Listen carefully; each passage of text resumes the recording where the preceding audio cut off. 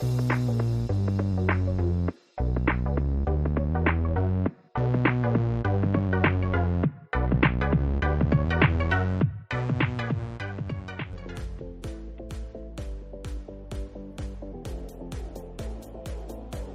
welcome everyone to another episode of the Love Island Cast. I am Chris Phelps and my co-host is Mr. Dave Horrocks. Hey there, Chris, and as they say in Mortal Kombat, if you've ever played that game, brutality. So I've seen a bit on the old Twitterverse, people saying it's a much slower episode. It seems a little bit like, Game of Thrones, where sometimes you have these huge, big, explosive events, but then other times you have these quieter episodes. I kind of felt tonight was a little bit less explosive, a bit quieter, but there was still lots and lots that was happening. So, I mean, we've got to start off with the Twitter competition. First time I've seen that, and absolutely brilliant. I mean, phenomenally brutal. So, I mean, what caught your eye from that? Well, a couple of things. One, I was devastated that none of our pissing tweets got mentioned, Dave, but then again, some wouldn't. And two, I'd said to you before, and I'd built up to this sort of thing, that it just gets nasty. 3 to 4 weeks in, it just sort of, they start tweaking that screw a bit more and putting the pressure on. I fucking loved it, Dave. Absolutely loved it. And I know Molly May has not featured for a long time properly in the show, has she? Ever since her and Tommy got paired up, it's been this sort of back burner love story to the point where they've become a bit boring, really. There's no real interest. Oh, yeah. It comes to the fore here, and it also shows to me that there's been a lot we haven't seen, because we get the thing about Lucy is more compatible for Tommy than Molly May, as one of the tweets, or, roundabout way. And Lucy looked genuinely gutted that she wasn't actually, it wasn't a true sort of thing. Molly May, and then Tommy looked at Molly May to say, "Oh shit, and we're going to react," and then burst out laughing as if.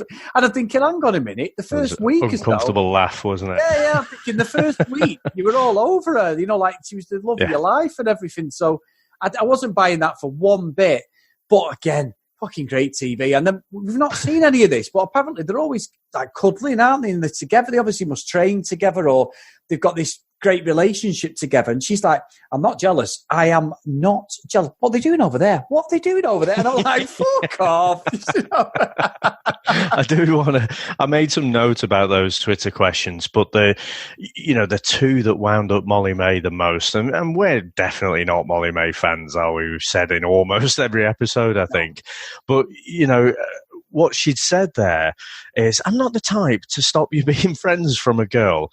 I'm not crazy, but I just feel you've been spending a lot of time together, and Lucy's trying to get close to you and blah, blah, blah. I'm not talking about boundaries." And the thing is, Chris, what I'd call that at work, I would call that a butt sandwich. So everything you've said before that butt, don't really care about. What you really think and what is going on in your head is everything you've said after butt. Yeah. So, she just does come across as that, very jealous type. And she'd admitted that, to be fair. But, it's going to be interesting how that plays out. But, what is Tommy on as well? It's like saying to her, "I don't fancy her." Bullshit, Tommy, for fuck's sake. Who actually believes that? Not me. I'll tell you what as well, Dave, is... I'm going to call it out here. I'm not trying to be an arse or anything with anyone listening, but Joe got absolutely thrown under the bus for controlling and telling Lucy what to do, what she couldn't do. And he obviously had Women's Aid coming to her defence, and quite rightly, because I think he's an absolute nut job. I said it loads of times on the podcast, and I do not take that back. I totally agree. There's just something not right about the controlling nature of him. But surely what Molly May was saying to Tommy was exactly the same. And I must admit, I was being a little bit cheeky, Dave. I did throw a tweet out and may have tagged Woman's Aid in on that one. I was waiting. You're just trying to get me to bring out Homer Simpson backing into the hedge again, aren't you? And say, "Oh yeah, that was Chris, that one." Yeah, and I wasn't doing it to be a bellend or anything, but I was thinking, well, there's got to be consistency. She's doing the same, but it's forgiven because she's a lady. And I'm thinking, well, no, it's not. That's it, isn't it? and just to be serious for a second, so you said it's exactly the same. The behaviour is exactly the same, but there is a big difference. Joey's a boy and Molly May is a girl. Yeah. That is the difference. That doesn't make it okay in my eyes, but for whatever reason, where we are as society right now, that seems to be more acceptable. So, is what it is, as they say. Fuck off. Well, that's pissed on my chips anyway. But no, let's move on from that because we can go down a rabbit hole. But I just thought a bit of consistency, a bit of context to what's happening. I think what I would say is again, and we'll get onto Tom and Maura in a bit, I'm sure. But actually, I do kind of like the way Maura just calls it how it is. I dobbed her bullshit woman yesterday for just calling out everyone's bullshit. But tonight I was quite disappointed, to be honest, in the way that she was getting involved in the gossip with Anna and Amber. And, Lucy she'd basically put words into Lucy's mouth asking her about Tommy. And, if Maura had a chance with Tommy, she'd absolutely be going for it. But she basically said to her, never say never. Maura used those words, and Lucy said, oh, yeah, you could put it that way. So she's put words into her mouth. Now, she is smart enough. She's obviously been in that place before, that she's been friends with someone, and then they've ended up going out. Well, who on this planet, beyond the age of 16 or something, hasn't been in that situation? Just because she's saying, never say never, in other words, there might be a 10% chance. She's not saying there's a 100% chance and this will happen. So, I was disappointed with that. But again, that kind of bond between Maura and Anna and the gossiping seems to be developing a bit. And like I say, I was a little bit disappointed with Maura there. Yeah, I agree. But of course, Anna, she basically was like, I can't. She sat there with I can't break my confidence of what Jordan said, but tells Maura everything to say that you got problems with Tom without actually saying. I'm thinking, why did you say anything? Just fucking. I'll tell you why. Because, and please, someone email in the show or leave us a voicemail or something to tell me I'm wrong. When Anna says the words, I'm a girl's girl, what she's meaning is I'm a bully and a gossip. Yeah. Yeah. She said it all seems to be forgotten now that when Maura came into the villa, she was the ringleader hurling abuse out to Maura, and that's all gone. Now, Maura's her girl. And I just thought, this is all so full of shit. She's broken Jordan's confidence, but Jordan as well doesn't come out squeaky clean, does he? He's broke Tom's confidence in the first place. As soon as he said that to Anna, there was 100% probability that would get back to Maura. And, Anna can act as coy as she likes. She wanted to add just enough information to light the fuse, but not have it cause an issue for her and Jordan. And I think she's playing with fire there. I agree. I think she just got a big fuck off wooden spoon out and thought, you know what, I'm going to stir this shit big time. That's all she did. I'm really gone off her. I just think there's something with her where I don't know. She may have seen the show. I can't work it out. And I love the fact that when Arabella and Lucy were doing yoga, she said, Maura, Tom better not be fucking looking at her. He better stop looking at her. They're only doing yoga. Better stop looking. But then Maura, to be fair, sent herself up in the diary room thing, and she just went, well, I can do yoga. I can do yoga. Just burst out laughing. She went, can't have fuck, basically. Yeah, not really. Not really. But again, Tom is an absolute sleazeball in my eyes. He's absolutely played the game. He's seen the show. He knows exactly what he's doing. And at the moment, he's the one I want out more than anything. And I also did tweet out that I think maybe what Anna did was a way of wiping out a couple, because that puts instability in their relationship for people who watch it as well. But I still think Anna and Amber are on a tightrope anyway after what happened with Arabella and Danny. I don't know. I think Maura will pull through that coupling. So we've obviously got a chance to vote tonight, haven't we? I think it closes at 10:30. So I think Maura will pull them through. I think for the way she treated Tom after he made that ridiculous comment that time, I think people will vote for her rather than the couple, but, not risk having her voted out of the villa. Yeah, you could be right. I mean, I've already voted. I don't know if you voted because you haven't got long before the 10:30 deadline. But I've gone with Switzerland, which Switzerland for anybody is the most neutral one. So I've gone for Lucy and Anton, which, all right, they're not a couple as such. But in all the couples that are there, I don't like Curtis and Amy. I like Tommy. I don't like Molly May. I don't really like Amber. I like Michael. I think he's the top guy in there, to be fair. Who else have we got? Jordan and Anna. That's definitely not a chance. Our survey said, fuck off. So them two definitely are not going anywhere. That's so fake. And Tom and Maura. I like Maura for her one-liners and that, but I still think she talks utter bullshit from China. And it's there's so many double standards in what comes out of that girl's mouth. He's unbelievable. But Tom, he's an absolute bellend. So at the moment, I'm going for Anton and Lucy, who may win it without even being in a couple. I know. It's funny, they were winding up Anton at the start, weren't they? I think, still don't like Arabella, Chris. I can kind of respect some of the things she does, but she's coming to the villa. It's like with a real cockiness and an arrogance. And it's like, she's in there, she's talking about the danger zone and everything. And she's saying, if it's a 1 to 5, that's like a peck on the cheek. Whereas if you're in the bed with someone, it's somewhere between a 6 and a 10. One might say a 6 and a 9. But no, she didn't say that. But then she was sticking in the boot. Anton made some sort of half joke, and she was like, no, Anton, you just don't know what it's like. It's like, what? How many times have you fucking been in the bed with Danny? It just... there's something about her that just winds me up. I just don't like her at all. No, I think the problem is I don't really see arrogance, but I think she just knows what she's doing. That for me personally, I've not seen that, Dave. It's interesting that you say that because I've not seen that with her. And I think that might be because I'm thinking about the other clowns in there who've caused enough shit over the last few days. Again, as I said yesterday, it's fucking marvellous TV. Absolutely fantastic. I mean, I'm there. Sorry. So the one thing I would say, right, Danny has never looked happier. Yes. Honestly, he was in a permanent state. It was like he was on EastEnders or something.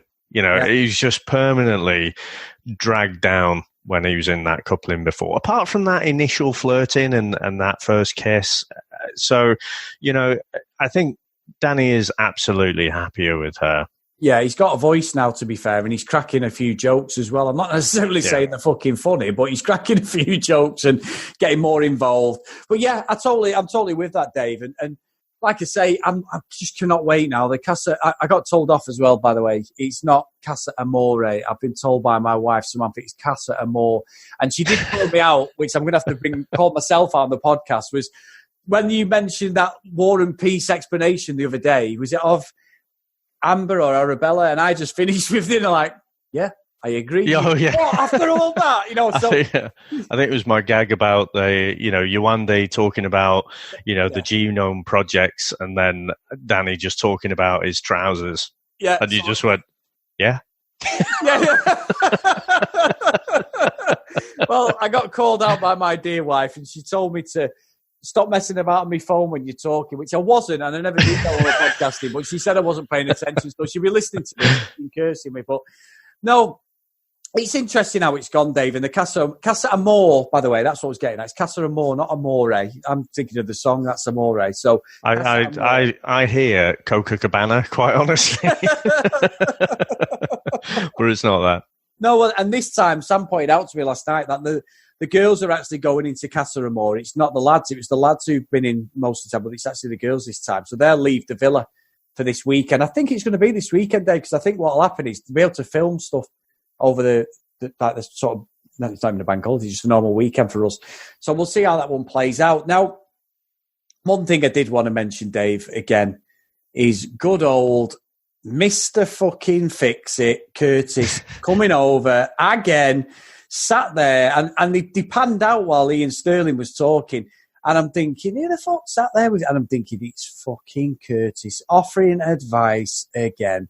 And I'm like, what the fuck does this guy think that's happened to him? I'm not saying you have to be a certain age to have life experience, but I'm just like, you just talk utter bullshit from China and you don't even fucking know what you're saying half the time. I know I've called him out a few times, but every time he comes on, I'm there on my phone, right, fuck off, you're getting a Twitter fucking tweet about him again. Curtis and his advice. It's just like, come on. And then he was saying stuff to Amy about when they get out and all, and she's saying, I can't wait for my nephew to see him. I'm thinking, right. She's picking out wedding dresses. Exactly, yes. Yeah, she's like, I'm telling you now, within fucking 3 weeks, Curtis and Amy have mutually agreed to separate. They're always going to stay friends. No, they're not. They fucking don't like each other. So I guarantee they will not be together after this. It is very strange, isn't it? And, again, the way he had that quiet word with Molly May, as if to sort of say to her, if you are going to go behind his back, just tell him. And, almost like having a big brother chat or a dad chat or something. It was just weird. But I did like, Chris, one line that he used, and I think I'm going to put that in the memory banks and just draw on that in the future, because I've navigated life without this line, and I think my life will be better having, been exposed to it now. So when he went over to Tommy, and Tommy was saying like, well, what did you ask her? And he went, I'm not going to tell you because I don't want to. I thought, that is fucking brilliant. I mean, just of all the excuses you can make, and you saw Anton doing a bit of tap dancing with Molly May, didn't we, tonight as well? Yeah. And I thought of all the things you're trying to wriggle and you're trying to think, oh, well, I want to be tactful, and no, I don't. I'm not going to tell you because, well, I don't want to. I just thought that was brilliant. So that is one little thing I am going to take from Curtis. But I do have to tell you that body language expert thing is really, really good if you can catch those on YouTube. And what she was saying is very interesting. As that ballroom dancer, he's in a job. He for a living. Right, he lies with his body. So she was finding it quite difficult to get a read on him. But she didn't trust him. And I think the way that him and Amy have gone straight to that old married couple, I think Sterling mentioned something about setting up a direct debit for the utility bills and got a great deal on it. I thought, yeah, it's nailed it. There's just something missing there again. What are we, 3 weeks in now? It should be still exciting. They should, see each other. They should be wanting to rip each other's clothes off and stuff. And they've gone to this married old couple, and it's like, crikey, there's something just not right with them two. Yeah, again, with Curtis, Dave, I can't see any future, as I mentioned before. And without doubt, the only relationship that's going to be long-lasting for Curtis is probably with Tommy. And I think we'll leave that there. Absolutely. So I do have to say, Chris, again, Tommy is so full of shit. I've said so, right the way through this series. But you can't help but like him, can you? I think he's this kind of walking dysfunctional thesaurus. And I was exposed to, again, another new word tonight. So, what was it? Refreshifies? I feel refreshified. Does he think that's a word, or is he? We were promised that old Lucy was going to be making up the words, and I don't know if I think Tommy's just got a natural talent from it. So yeah. I did enjoy that one. I'm gonna lock that one again in the memory banks and remember that. The more you say it, the more fucking ridiculous it sounds. But yeah. But I've got to say, Dave, sorry, I'm sticking with Tommy. He's going to turn again. I'm sorry, I do not buy it one. Okay, so be happy. Well, yeah. It took me a while there. Sorry about that.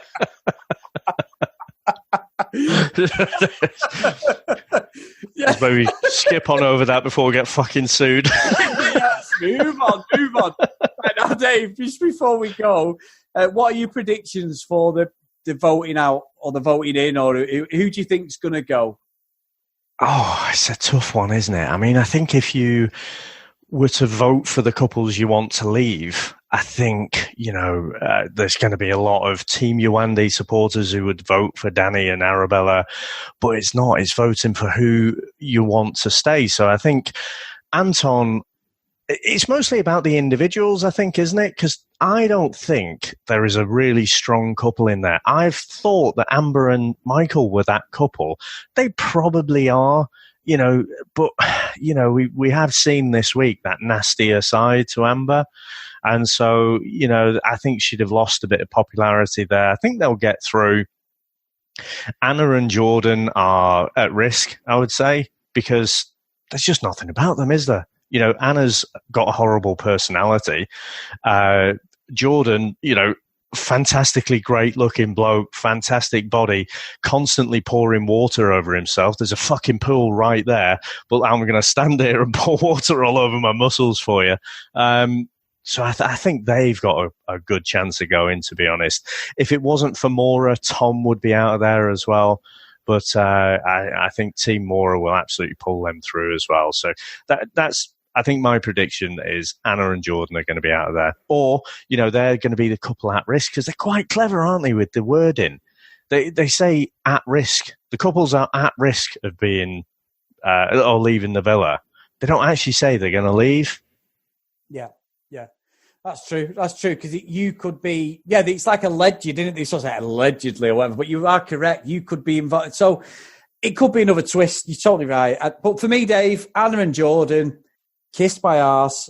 See ya. Arrivederci. She's burnt all the bridges. I don't believe he's sincere one bit. He gets a bit of credit because he does call stuff out that he sees. But for me, gone. She is worse than Amber, and I will be happy to pat their cases and see them wave off into the sunset. And she moaned the other day how she was going to miss Yewande. I think it's going to be one of them where Amber's going to be missing her, and Yewande can get together and bitch all they want next week, because I think they'll be sat at home in the pissing rain in England. I think my other prediction I would say is, again, Tom, he's a great looking bloke, isn't he? And he's working out there in the gym, leching over the girls doing yoga. But you can see he's a great looking lad. You can see how he makes it, makes money being a model. But I think his next line of model wear tomorrow will be a new arsehole. He's getting absolutely bum rushed tonight. He's going to get absolutely taken out by Maura. There's no way that's not going to kick off, Dave. I'm sorry. She's going to go for him. And I'm genuinely, I'm annoyed. I think I've consistently said I don't like Tom. You can tell straight away he's a sleazebag. But Maura was kind of really starting to kind of fall for him, you felt?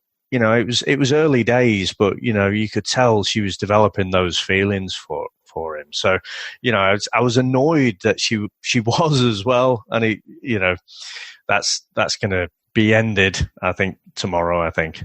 Yeah, I agree. Now, Dave, just before we go, we've got another email to ring out for one of our contributors and a friend of the show, Rob. He sent in another explanation of how he feels about the show and what he's got coming forward. So I'm going to read it out. Again, it's entitled A Soap Opera for Dudes, and he's quite right, because me and Dave are like two absolute fishwives over the back garden, slagging someone off, aren't we, Dave? We absolutely love this. So Rob says, hello, chaps. A fairly mid-level episode, I thought. The television programme, not your wonderful podcast. Thank you very much, Rob. I can't quite get over how they seem to realise that the tweets could refer to stuff that happened weeks ago that they've all forgotten about. Still, it's good they stir the shite sometimes, as things are getting a bit stale in there. I think they need Casa Amor on the go as soon as possible to really put the cat amongst the pigeons. Curtis could do with being reminded of life without Amy, and Michael could do with meeting someone nice too, and he's right. Reckon Anna and Jordan will be on the plane home tomorrow night. I totally agree there, Rob. Maybe Danny and Arabella. Yeah, I think you're right. I think they're going to be close second. Oh, and by the way, Maura's carrying the series, and I'm not just saying that because she's from the same bit of land I am. Her and Lucy are the only sound girls in there. The rest can be loaded into a cannon and shot into the moon. Tom needs to shut the old trap and be thankful for what he's got. Looking forward to tomorrow's episode, both for the podcast and the television programme. Rob, top man, Rob. Really, really good email. Thank you again for sending it in. And like I said yesterday, I like what Rob's done today. Please, if you want to get in contact with us and give us some feedback on the show, not necessarily on me and Dave, then you can email us at theloveislandcast@gmail.com. Or if you want to get involved on Twitter, DM us, follow us, send us a message at the Love Island Cast. So at the moment, we've had Karen and Rob contributing, and obviously myself and Dave out there. We've had Asa throwing stuff in there. If you do listen and you enjoy it, please send us some questions into the show. And if you really like the podcast, if you can get onto your podcast catching site and drop us a 5-star review, we'd be really, really appreciative of that. Now, Dave, have you got anything for us today? Well, I've got something extra special for you tonight, Chris, because, and it couldn't have timed it any better, because from day one, I said Anton is an absolute tool, and he's gradually worn me down. And in my mind, he's almost got like legendary status now, and I thought he would be right in the shit, calling Molly May out as a player. But I think he tap danced his way out of that quite well. And so we put together a little bit of a number. I'll remind you, I play bass, and there's a good reason for that. Well, I'm fucked then. I'm the singer. But if Anton was to have a little bit of a sing-song, I thought it might go something a little bit like this.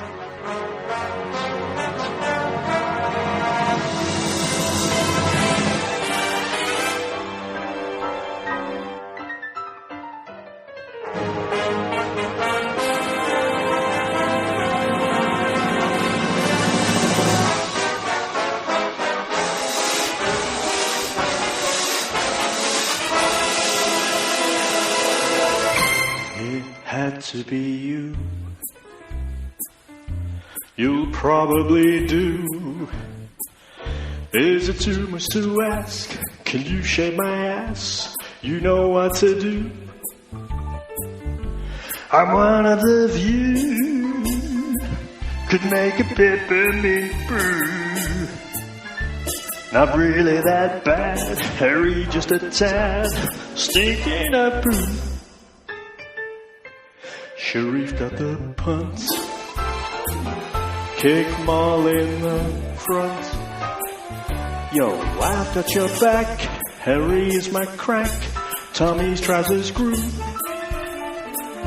For nobody else, Love Islandville. With all your thoughts, this is going downhill. It had to be you, you'll probably do. It had to be you.